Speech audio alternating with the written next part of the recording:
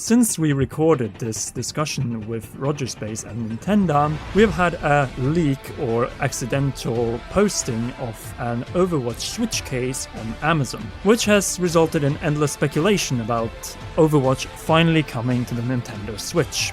Up to this point, it's been long awaited, and it looks like it will finally happen. And this sort of leak is more confirmation than anything else that we are at the verge of a Nintendo Direct. And possibly even getting Tracer, from Overwatch, into Super Smash Bros. Ultimate. She is a female character. There's a lot of leaks. Let's just hope that Nintendo will come with a Nintendo Direct soon. But here is part 2 of the discussion on the Nintendo Direct of this September with Rogersbase and Nintendaan.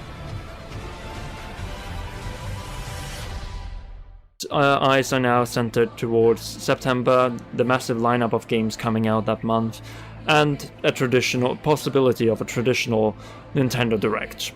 And together with me to discuss this possibility and what could be in that presentation is Nintendaan, whoop, whoop, whoop, whoop, whoop, and Rogersbase. What's going on, everybody? Happy to drop my crazy predictions for the September Direct in this discussion. It should be a fun one. They already have a massive lineup for this fall, and Astral Chain will obviously be out by the time the Direct will be, but most likely this Direct will take place before the launch of Daemon X Machina, because they need to talk more about this game. It's been completely silent for, quite a while now, I would actually say. We got the hints of that they have been listening and improving and so on, but we've not seen that big push for their game, and I think they really need to bring it up one more time in a Nintendo Direct. Then I think they're going to bring up Zelda's Link's Awakening again, and one of the reasons I think that they are going to bring it up is that it has a connection to Nintendo Switch Lite. It's coming out the same day. Yep. I can't see Nintendo launching a Zelda game and a revision of the system without coming with the first Zelda bundle on the Nintendo Switch. I completely agree. Completely. Yeah, I think we're going to get a Triforce edition or something of the Nintendo Switch Lite, especially because it launches the same day. I think that's the one thing that really works in its favor. Yeah, here's the thing though. They already are launching free SKUs of one console. I don't think they're launching a fourth on that same day. Well, we already have a fourth in the form of the Pokemon Sword and Shield. Yeah, but it's coming out 2 months later.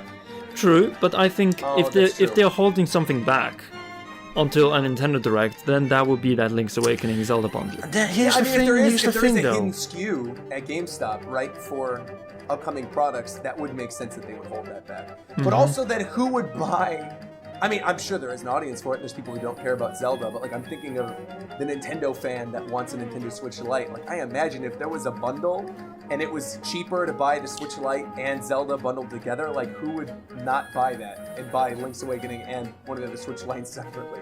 Mm-hmm. And it goes in particular since Link's Awakening, even after the remaster or reimagination, I would say is still a handheld priority experience. Sure, absolutely. And I think that's why it would be perfect to have at the launch a Zelda bundle, just to push the Switch Lite. Once again, if there was a Zelda bundle, they already have announced it, and they haven't.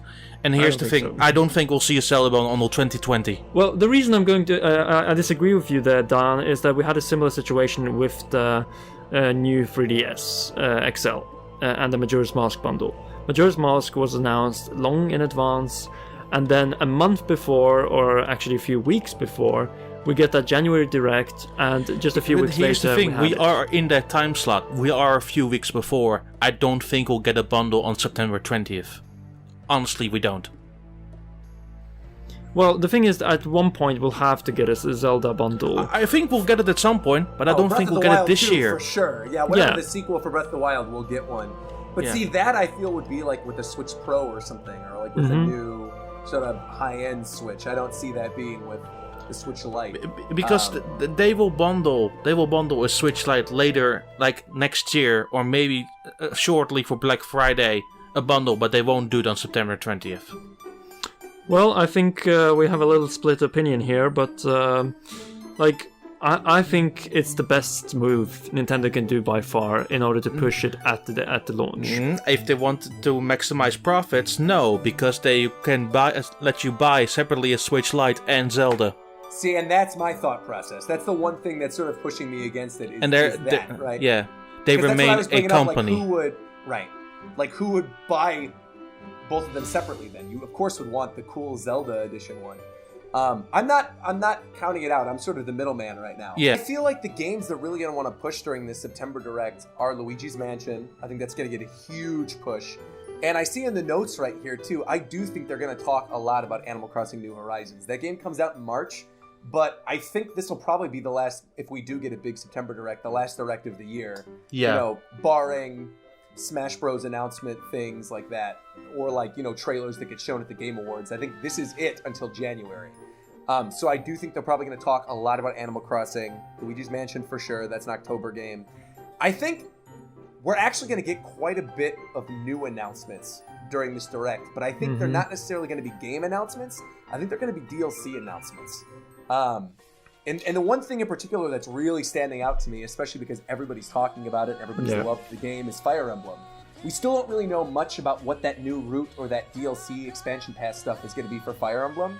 And I could see them wanting to ride the hype train while it's still high and showing and announcing some of that stuff during this September Direct to be like, here's a tease of what's to come. Thank you so much for all the support. You know, we've been selling so many copies of Fire Emblem Three Houses. It's the most successful launch Fire Emblem game of all time. So with that being said, here's a tease of what's to come. And then maybe they announce, you know, some of those first free DLC things that are coming for it, but then also show a little bit of a teaser for whatever that new thing is going to be next year, whether that's like a new route or new story content or whatever. To also qualify what you just said about the Fire Emblem DLC, they never mentioned that it would be a route, that it would only be story content with new playable characters and locations. Well, I mean, if we're going back to talking about those big 2020 games that are getting full blowouts, beyond like the Monolith IP, Bayonetta makes a lot of sense.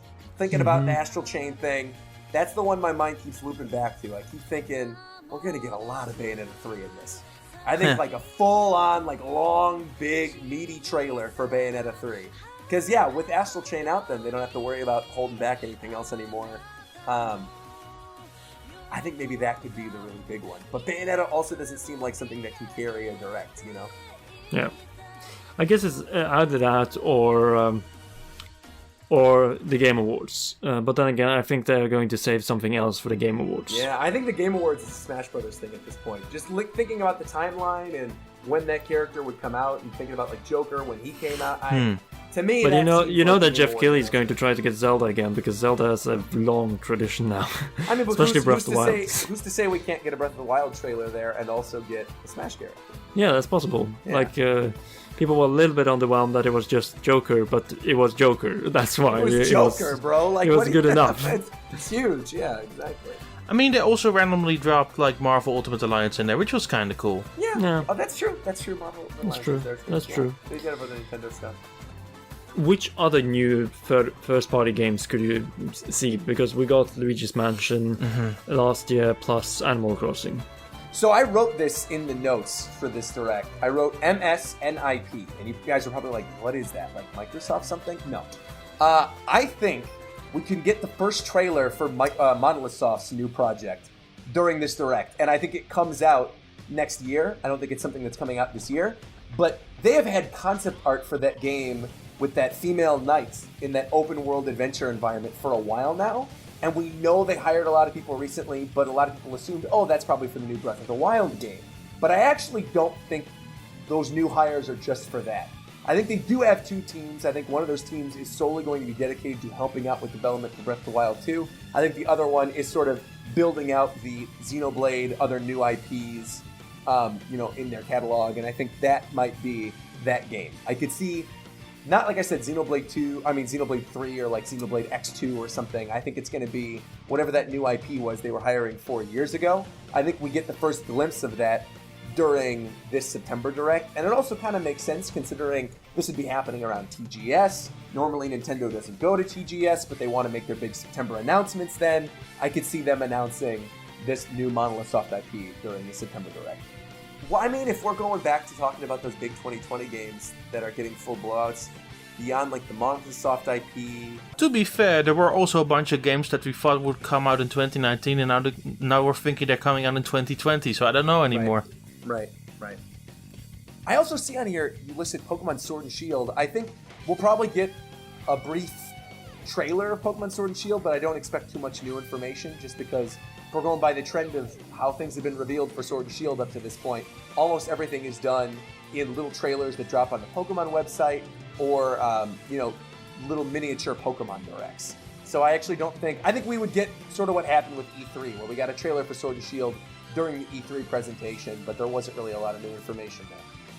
But then again, we forgot about one game that I see also mentioned now in the notes, and that is Town.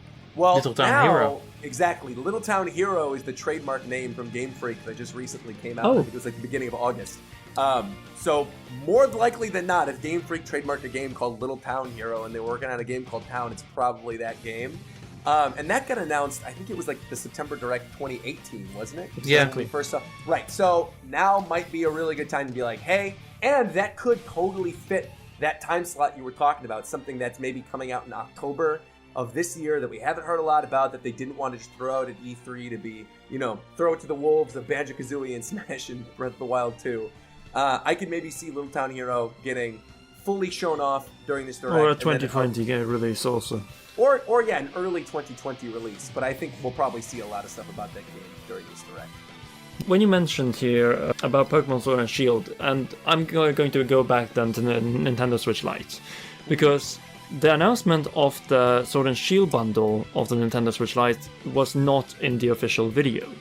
So I could see them bring it up as a part of the Sword and Shield talk. Like, I think we'll see a lot of Nintendo Switch Lite in this September Nintendo Direct. They've put that bundle also at the end of every Japanese trailer now. Yeah. So that's why I see it happening in that Direct, and they will be pushing hard the Nintendo Switch Lite and its exclusive bundles. I just need to go over one thing, and that is Nintendo Switch Online and the changes that are likely to occur as a result of this Direct, because they have been scrapping the bottom of a barrel now when it comes to the NES games. Oh, sure. It's pretty much a given at this point that we're getting SNES games. We had that FTC filing with the SNES wireless SNES control, and that means only one thing. And also, there were also 21 listings hidden in the NES app. It's the games from the SNES Classic. Right. Yeah, watch it be Star Fox 2. They just bring Star Fox 2 on there. Actually, I mean, stop making them now, so they could. They might as well. Yeah, you know what? They could. Oh, truly, absolutely. But one thing that is also being brought along with the SNES games coming finally to Nintendo Switch Online is that we're going to get a more expensive premium version of Nintendo Switch Online. Yeah, maybe. They better be adding some new features, because I already don't feel like I need to pay the $19.99 that it is now. So dedicated lobbies and they're finally going to add so on. save uploads for Splatoon 2 and Pokemon. Let's go. That kind of feels like that should and be Animal Crossing New regular Horizons. SKU, that seems like something that just should be on there in the first place. Yeah, especially now with Animal Crossing New Horizons not having any cloud saves, which is insane. And also now being autosave. That's also different for this Animal Crossing installment. I see that you also posted themes in there. Yes, and I think themes is something that might tie into Nintendo Switch Online stuff, or that might be something that they finally feel like, okay, we'll announce this. Here's sort of a revamp of what the Switch is going to look like now that we have Switch Lite coming out as well. We want to sort of revamp what the home screen looks like, so here's some themes. I can see them dropping that. But the one game that we didn't talk about... I don't think they're going to change the home screen at all, outside of maybe adding themes. Well, I mean, that's and charge for it. That's still a change. Folders and themes is still a pretty big change. Yeah, well, here's the thing, right? I don't think the reason why they're not going to change to the UI much in the eShop the way it is that because the entire infrastructure of the Switch runs on 1 MB. I think that sums everything up. It's very late in the night when we are recording this here in Europe. It's already 6:30 p.m. by me too. Normally we don't record this late. Yeah, and you're 9 hours behind us, so now you know what time it is in Europe. Right. Anyways, Roger, thank you so much for joining in once again. A pleasure. Always. And also a big thank you to Nintendaan. Yes. We have been together last week. I'm now heading over to, by the time this is going up, I'm probably already in Poland, but I'm heading now over to Amsterdam. I had a great time, and I want to say a big thank you for everything, Nintendaan. Thank you for joining also this video. By the time you listen to this, then likely my Astral Chain review will be up. Yeah, you for sure will be up. Yeah, I wrote it this morning. We're recording this on Saturday, technically Sunday. Saturday, Sunday. Yeah, pretty much. I wrote my review this morning. Hope people liked it. Yeah, go and check it out. It's in the link. Anyway, thank you so much everyone for coming in. Don't forget to leave a like on this video. Make sure to subscribe, press that shiny notification bell so you get notified when it goes up. And yeah, that's it. And thank you so much to everyone for joining in and watching. And we'll see you in the next one.